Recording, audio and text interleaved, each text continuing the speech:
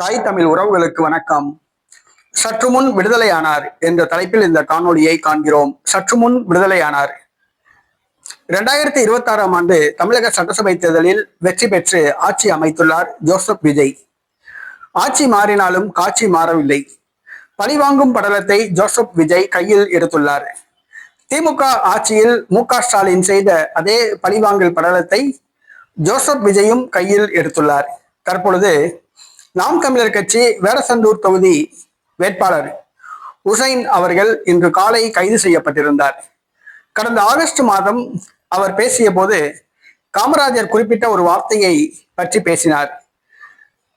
கூத்தாடி கையில் நாட்டை கொடுத்தால் கூத்தியாளிடம் அவன் கொடுத்துவிட்டு சென்று விடுவான் என்று காமராஜர் திண்டுக்கல் பாராளுமன்ற தொகுதி இடைத்தேர்தலின் பொழுது 1976ஆம் ஆண்டு அவர் குறிப்பிட்டிருந்தார். அதனை மேற்கோள் காட்டி ஹுசைன் அவர்கள் அந்த பொதுக்கூட்டத்தில் உரையாற்றினார். ஜோசப் விஜய் அவர்கள் தன்னைத்தான் அந்த கூட்டத்தில் குறிப்பிட்டதாக கூறி தற்பொழுது ஆட்சிக்கு வந்த பிறகு அந்த பழிவாங்கும் படலத்தை ஆரம்பித்துள்ளார்.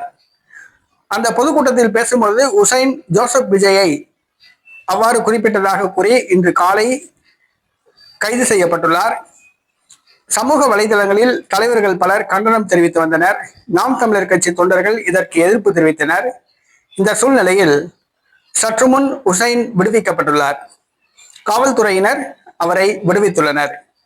ஜோசப் விஜய் சகிப்புத்தன்மை வேண்டும், பதவி வந்தவுடன் பணிவு வேண்டும் என்று சொல்வார்கள். அவர் முதலமைச்சர் பதவிக்கு வந்துள்ளார். பதவி வந்தவுடன் பணிவு வேண்டும், அதே நேரத்தில் சகிப்புத்தன்மை வேண்டும்.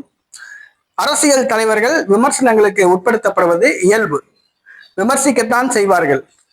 அந்த விமர்சனங்களை எதிர்கொள்ள வேண்டும். அந்த விமர்சனங்களுக்கு பதிலளிக்க வேண்டும். பதிலளிக்காவிட்டால் அமைதியாக சென்று விட வேண்டும். அதற்காக பழிவாங்கும் படலத்தை மேற்கொள்வது ஒரு நல்ல தலைவருக்கு அழகு அல்ல. ஜோசப் விஜய் இப்பொழுதுதான் முதலமைச்சர் ஆகியுள்ளார். அவர் அரசியலுக்கு வந்து 2 ஆண்டு காலம்தான் ஆகிறது. இன்னும் காயாகத்தான் உள்ளார், கனியவில்லை. பக்குவப்பட வேண்டும், தன்னை மாற்றிக்கொள்ள வேண்டும்.